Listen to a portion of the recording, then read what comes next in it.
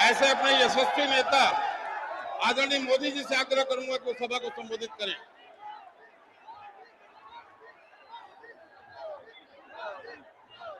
भारत माता की,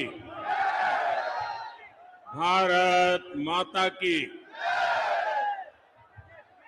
जम्मू छत्तीसगढ़ के भाई बहने, सियान महतारी, मल्ल जय जोहार। बिलासपुर का आह्वान है, छत्तीसगढ़ का ऐलान है। छत्तीसगढ़ में परिवर्तन तय हो गया है। ये जो उत्साह यहां दिख रहा है, ये परिवर्तन का उद्घोष है।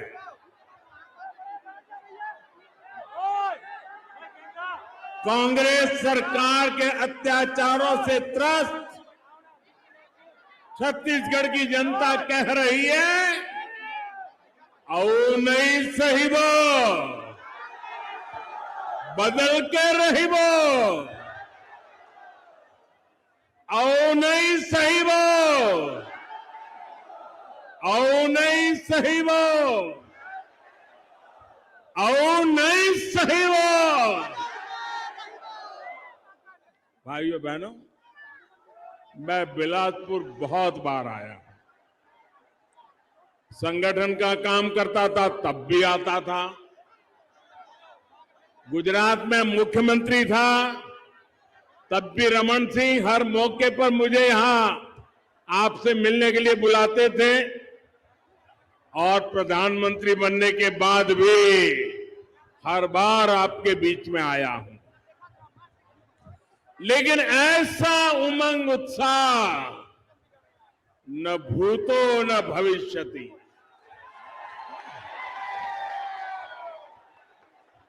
मैंने ऐसा उत्साह, ऐसी एनर्जी और पूरी तरह युवा शक्ति और मातृशक्ति, कल्पना बाहर का ये दृश्य है।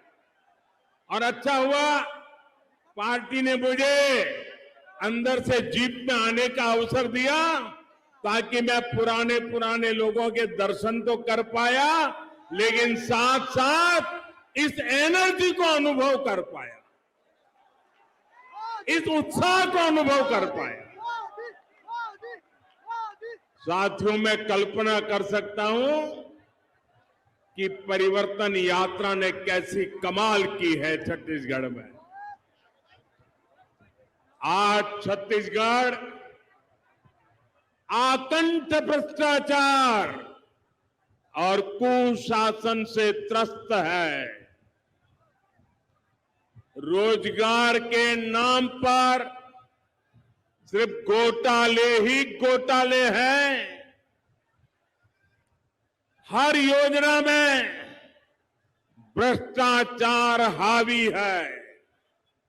इसलिए छत्तीसगढ़ कांग्रेस सरकार को हटाने और भाजपा को लाने के लिए आप लोग पूरी तरह तैयार हैं।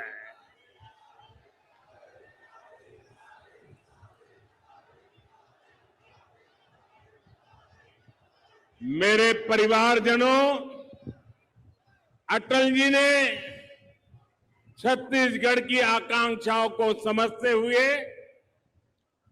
इस प्रदेश का निर्माण किया था। ये भाजपा है जिसने छत्तीसगढ़ के लोगों के सामर्थ्य को समझा। छत्तीसगढ़ का हाईकोर्ट हमारे बिलासपुर में है। ये काम भाजपा ने किया है। यहां साउथ ईस्ट सेंट्रल रेलवे का मुख्यालय है। ये राजस्व की दृष्टि से भारत के सबसे बड़े रेलवे जोन में से एक है। इसकी स्थापना भी अटल जी की सरकार के दौरान हुई थी। यानी छत्तीसगढ़ के विकास के लिए भाजपा केंद्र में हो या राज्य में पूरी तरह समर्पित रही है। आज मैं आपको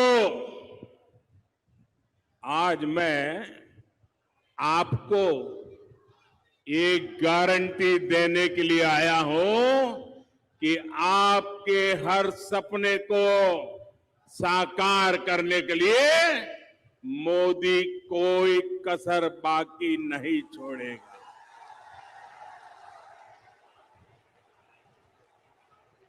छत्तीसगढ़ के मेरे भाई बहन, छत्तीसगढ़ के मेरे भाई बहन, आप लिख लीजिए, ये मोदी की गारंटी है। आपका सपना, आपका सपना अब मोदी का संकल्प है।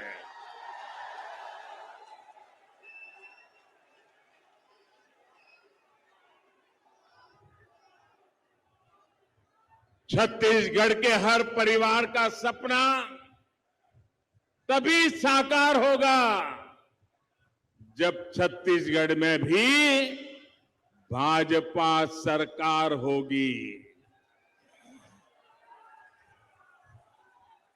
दिल्ली से मैं जितनी कोशिश करूं, यहां की कांग्रेस सरकार उसको फेल करने में जुटी रहती है।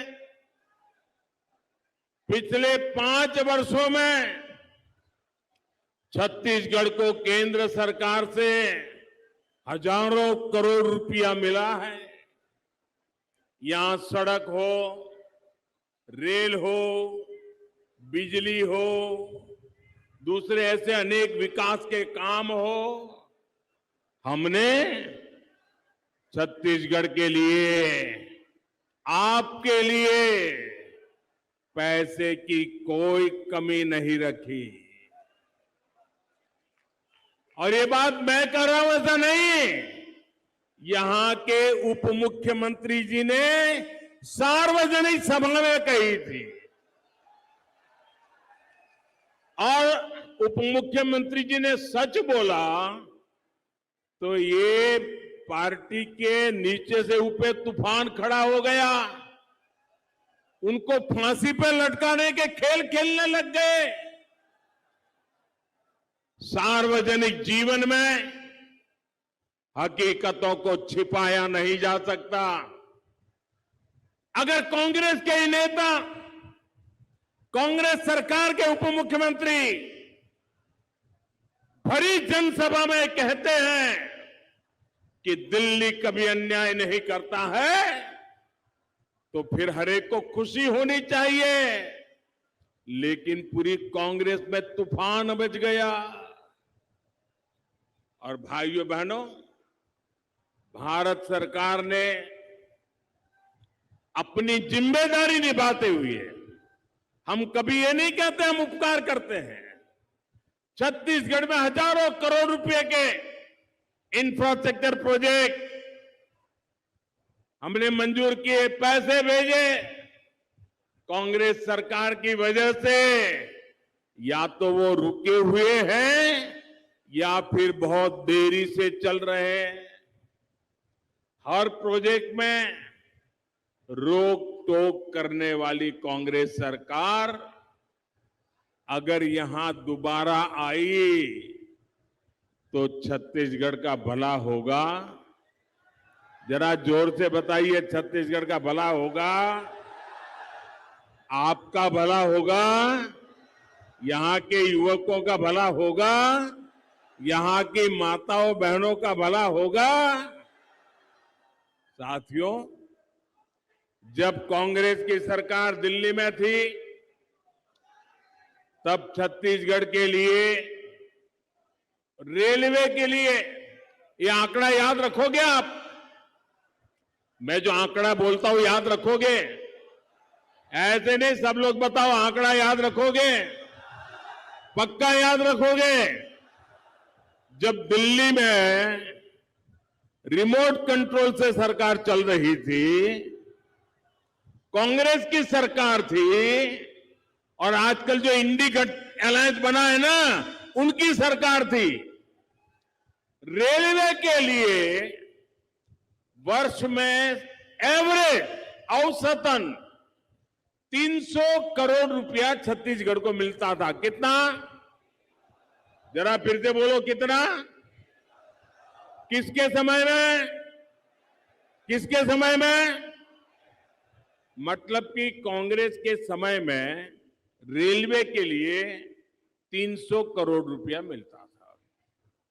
लेकिन इस साल भाजपा सरकार ने, मैं एक वर्ष की बात बताता हूं, सरकार ने छत्तीसगढ़ में रेलवे के विस्तार के लिए 6,000 करोड़ रुपए दिए हैं। कितने दिए हैं? कितने दिए हैं? किसने दिए हैं?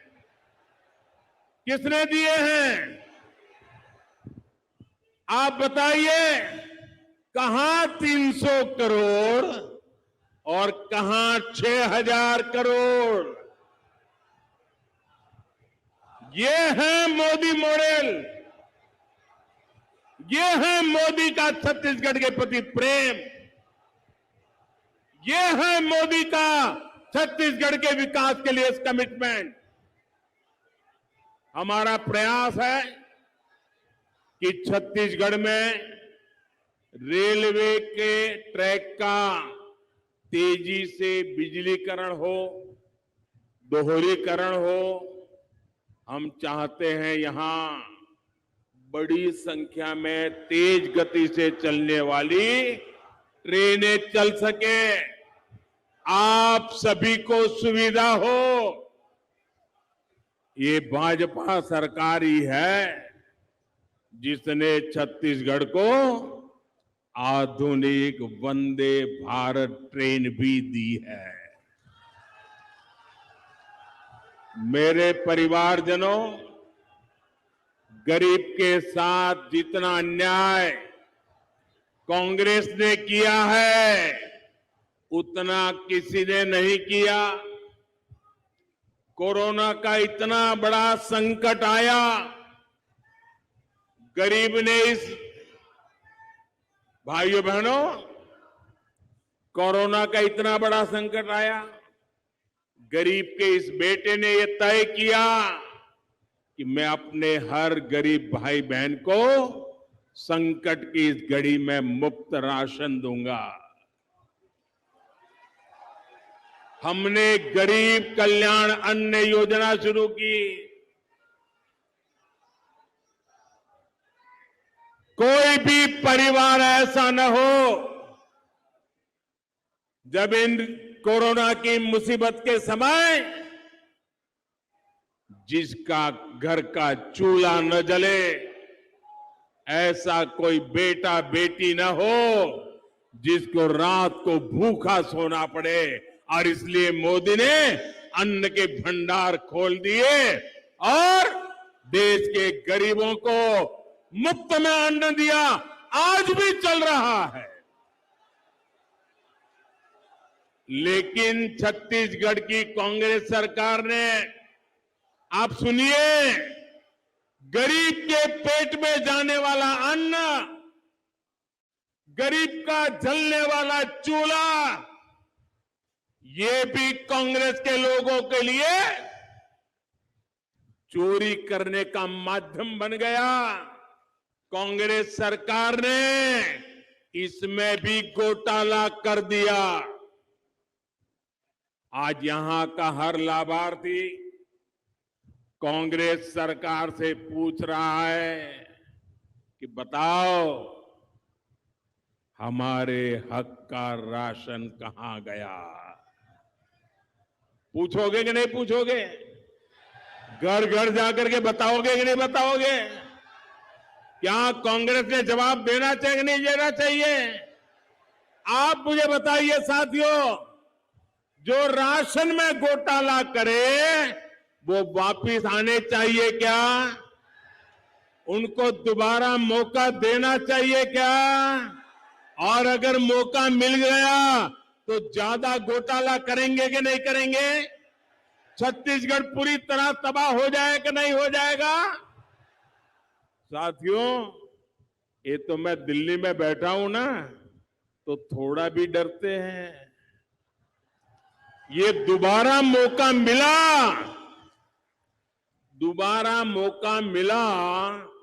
तो घोटाले करने की इनकी हिम्मत इतनी बढ़ जाएगी, छत्तीसगढ़ में कोई उनको रोक नहीं पाएगा।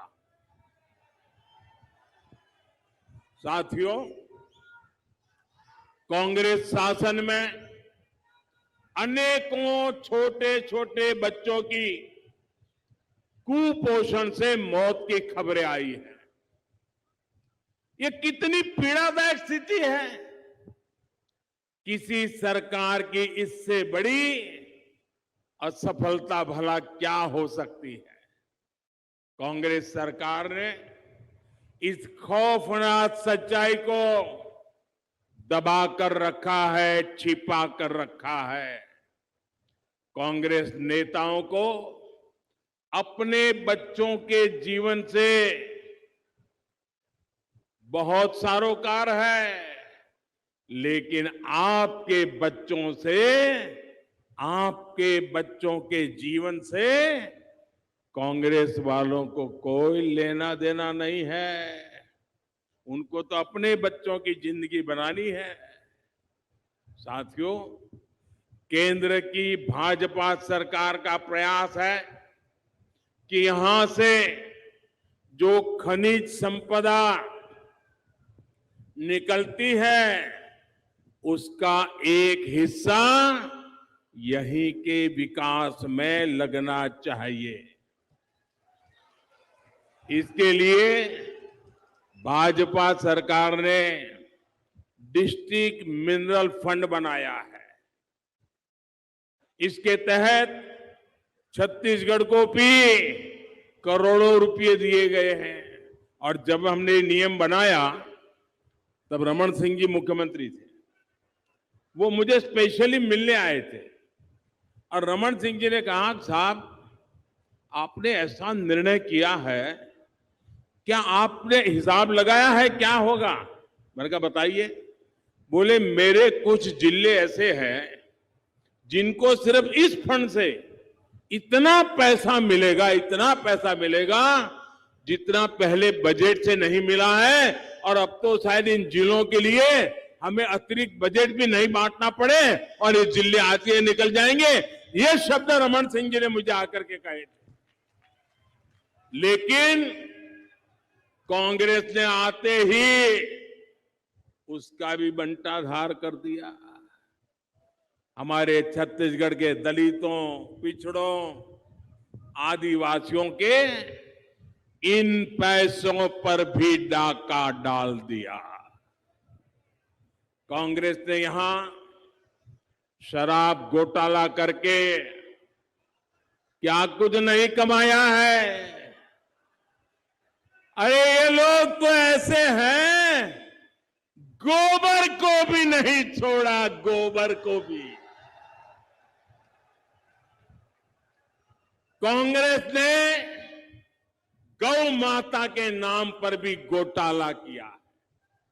साथियों, कांग्रेस ने छत्तीसगढ़ के नौजवानों को क्या क्या सपने दिखाए थे और उन्हें क्या मिला? सिर्फ धोखा। और छत्तीसगढ़ के नौजवान तो 6 महीने में ही समझ गए थे कि मर गए। और जब लोकसभा का चुनाव आया, सबकी सब सीटों पर भाजपा को विजयी बना दिया था, क्योंकि सब समझ गए थे कि ये धोखा है। भाइयों बहनों, पीएससी घोटाला, ये पीएससी घोटाला तो यहां के युवाओं के साथ बहुत बड़ा धोखा है। कांग्रेस की कुनीति को छत्तीसगढ़ के नौजवान भुगत रहे हैं।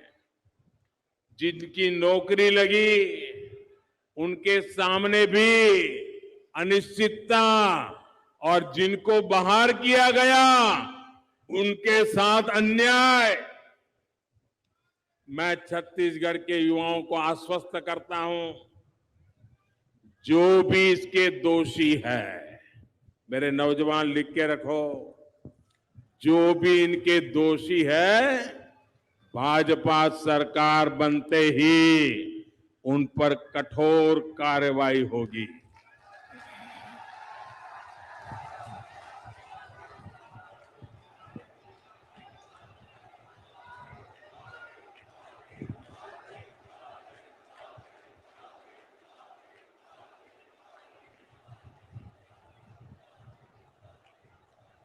मेरे परिवारजनों,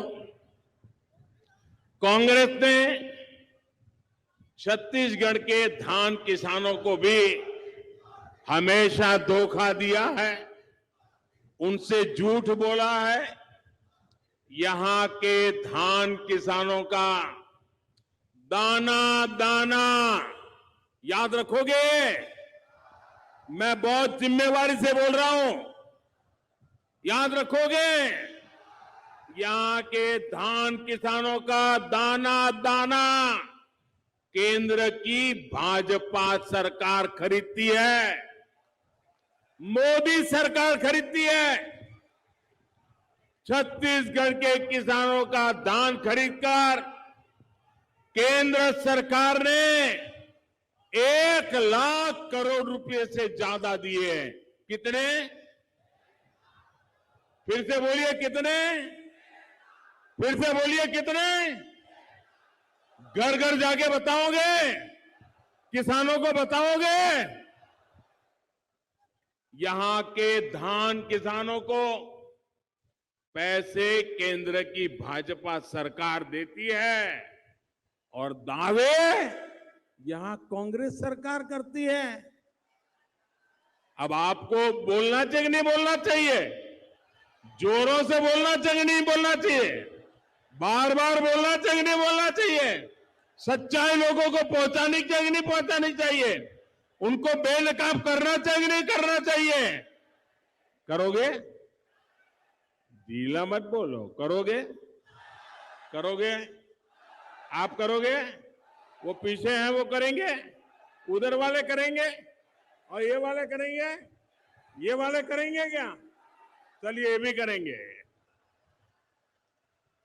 मैं फिर आपको विश्वास दिलाता हूं, भाजपा धान किसानों के प्रति समर्पित है, और इसलिए यहां जब भाजपा सरकार बनेगी तो धान किसानों के हितों का पूरा ध्यान रखा जाएगा और पाई पाई किसान के पास पहुंचेगी।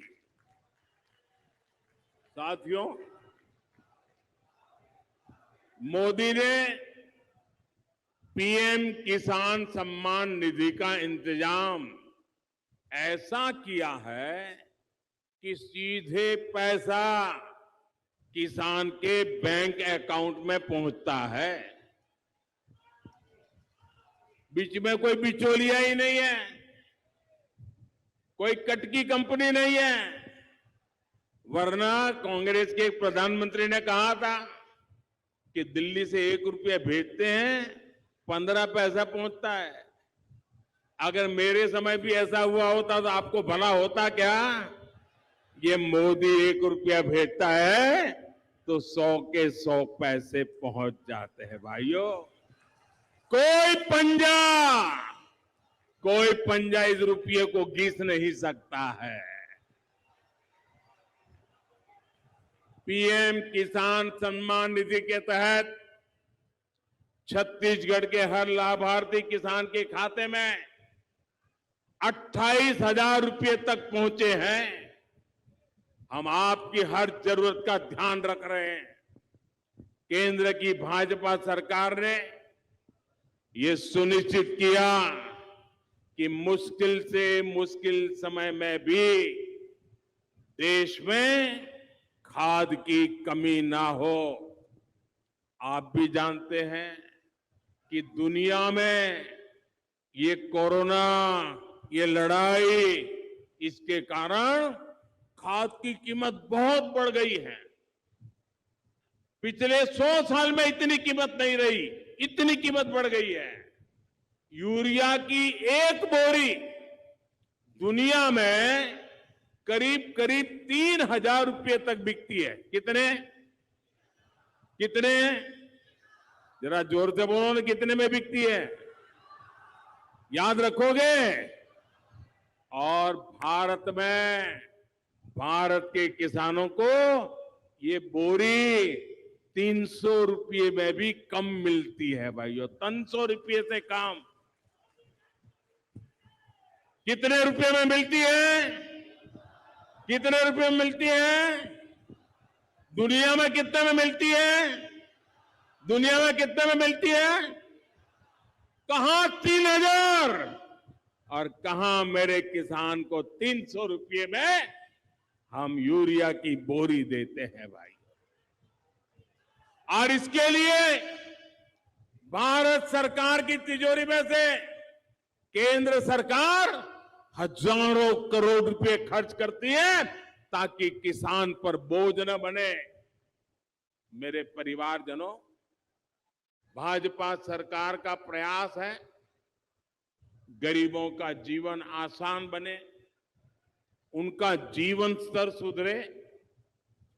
आपका जीवन स्तर ऊपर उठाना है तो मुझे लगता है जब आपको संतोष होता है, आपके सपने पूरे होते हैं ना, तो मेरा संतोष भी बढ़ जाता है, मेरी ऊर्जा भी बढ़ जाती है,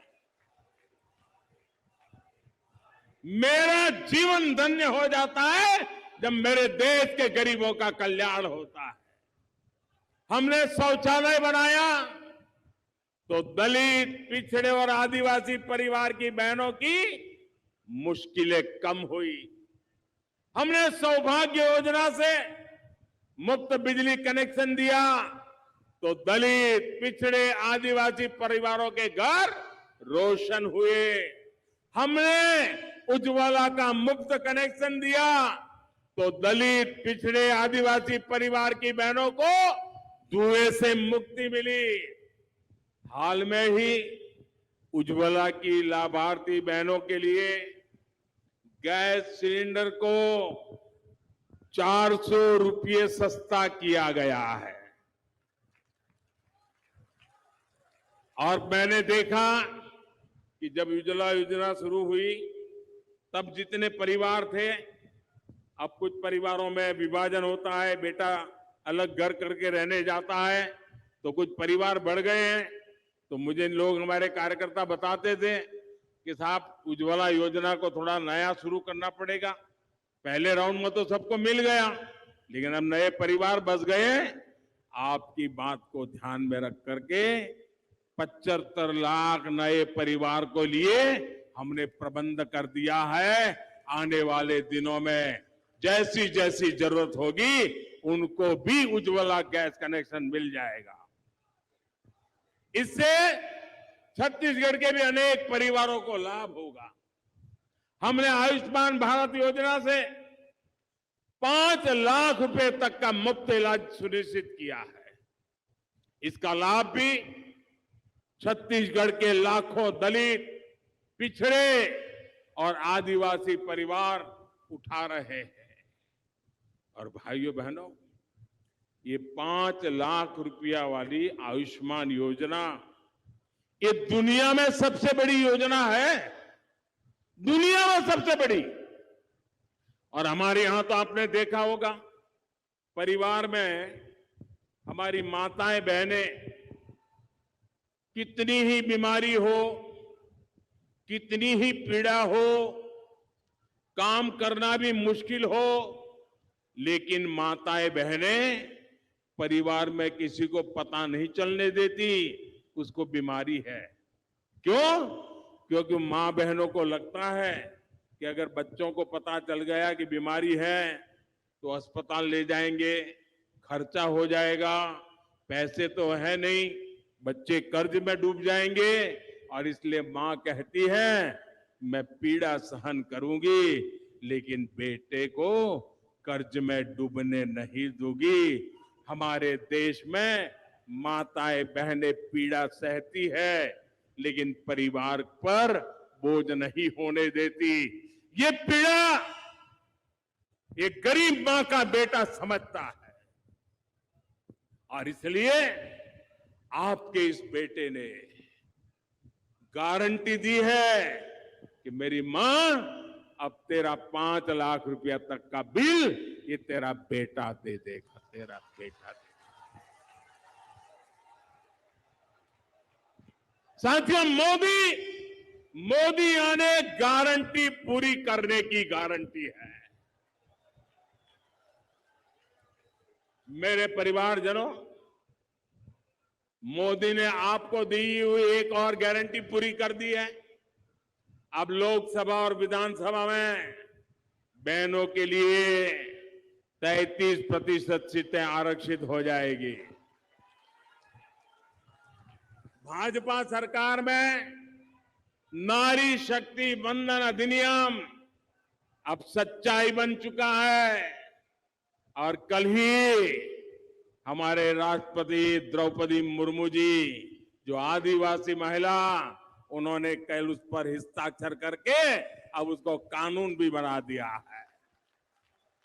लेकिन भाइयों बहनों, मोदी तो करेगा, मोदी जो गारंटी देता है ना वो पूरी करता है।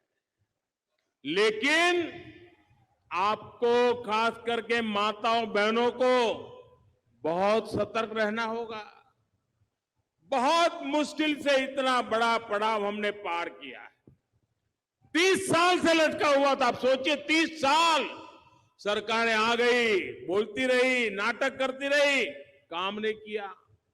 कांग्रेस और इसके गमंडिया साथी, उनको लग रहा है कि मोदी ने क्या कर दिया, वो गुस्से से भरे हुए हैं।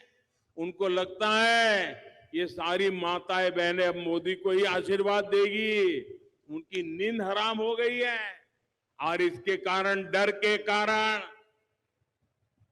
अब वो नए नए खेल खेल रहे हैं। आपको मालूम है, न चाहते हुए भी उनको संसद में समर्थन क्यों करना पड़ा? क्यों करना पड़ा? माताएं बहनें, अब आपकी जो एकता और जागरूकता आई है ना, इससे वो डर गए थे। इसलिए उनको ये माताओं बहनों आपके चरण में आज आना पड़ा है। लेकिन अब उन्होंने नया खेल शुरू किया है। अब वो बहनों में भी फूट डालना चाहते हैं। उनको लगता है बहनें संगठित हो गई तो इनका तो खेल पूरा। इसलिए ये माताएं बहनें संगठित ना हो, जातिवाद में उनको तोड़ा जाए, भांति भांति के तर्क दर करके उसमें विभाजन कर दिया जाए, भांति भांति के झूठ फैला दिए जाए। मैं छत्तीसगढ़ की माताओं बहनों को कहना चाहता हूं, ये आने वाले हजारों साल तक प्रभाव पैदा करने वाला निर्णय है। ये हर परिवार में माताओं बहनों को नई शक्ति देने वाला काम हुआ है। आपकी बेटी का भविष्य उज्जवल बनाने का काम हुआ है। कृपा करें मेरी माताएं बहनें, ये झूठ बोलने वालों के झूठ में न फंस जाएं। ये आपको तोड़ने की कोशिश करे, मत करना। आपकी एकता बनी रहनी चाहिए, आपके आशीर्वाद बनने रहने चाहिए, ताकि आपके सपने ये मोदी पूरा कर पाए। साथियों, मोदी ने बहनों को उनके घर पाइप से पानी पहुंचाने की भी गारंटी दी है। सिर्फ 4 साल के भीतर ही देश में 10 करोड़ ऐसे परिवारों के घर पाइप से पानी पहुंचाया गया है। लेकिन मुझे एक तकलीफ भी है, नल से जल के लिए छत्तीसगढ़ में जितनी तेजी से काम होना चाहिए था वो नहीं हुआ।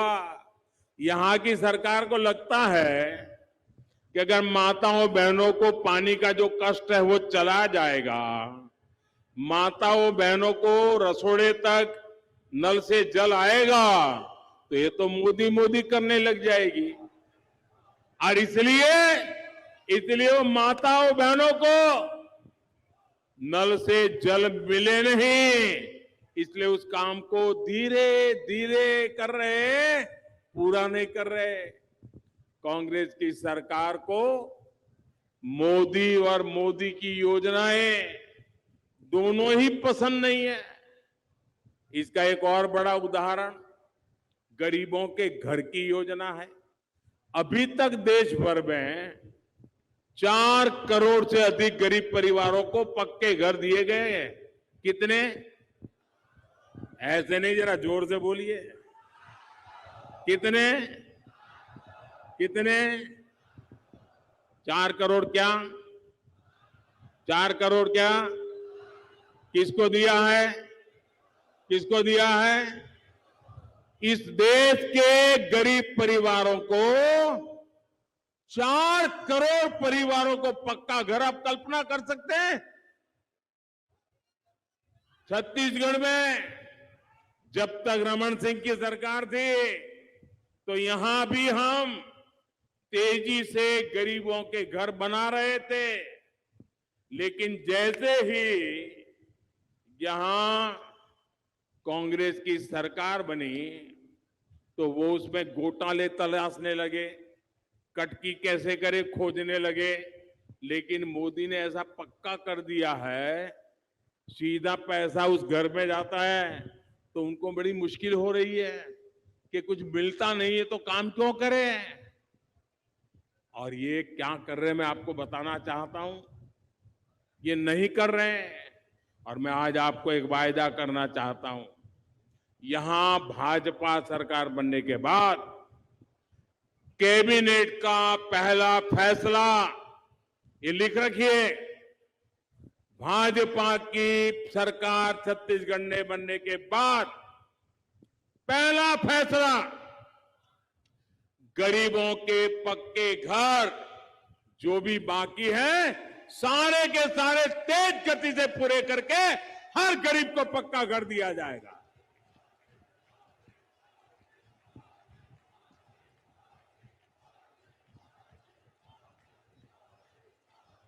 मेरे परिवारजनों, मोदी से कांग्रेस की ये नफरत इसलिए है क्योंकि उनको तकलीफ हो रही है कि पिछड़े समाज से आया हुआ इंसान प्रधानमंत्री कैसे बन गया। उनका तो आरक्षण था पीएम की कुर्सी पे, इसलिए वो मोदी के बहाने पूरे पिछड़े समाज को गाली देने से नहीं चूकते। कांग्रेस के नेताओं को लगता है कि इस समाज को गाली भी देंगे तो कुछ नहीं होगा। गरीब, दलित, आदिवासी, ओबीसी सभी से कांग्रेस नफरत करती है, कोर्ट सजा देती है, ओबीसी को गाली देने के लिए सजा देती है, फिर भी सुधरने को तैयार नहीं है। ओबीसी के लिए कितनी नफरत होगी इसका ये उदाहरण है। केंद्र में भाजपा सरकार बनी तो दलित समाज से श्री रामनाथ कोविंद जी को हमने राष्ट्रपति पद का उम्मीदवार बनाया। कांग्रेस ने उसका भी विरोध किया। दूसरी बार सरकार बनी तो हमने भारत को पहली आदिवासी महिला राष्ट्रपति देने का फैसला किया। कांग्रेस ने आदिवासी बेटी का भी विरोध किया। ये विरोध वैचारिक नहीं था। अगर वैचारिक होता तो कांग्रेस अपनी विचारधारा के किसी नेता को मैदान में उतारती, लेकिन कांग्रेस ने बीजेपी के एक पुराने नेता को आदिवासी बेटी के विरोध में उम्मीदवार बनाया। साथियों, कांग्रेस एससी समाज को कैसे अपमानित करती है, इसके बारे में गुरु बालदास जी प्रमुखता से आवाज उठाते रहे हैं। सतनामी समाज के साथ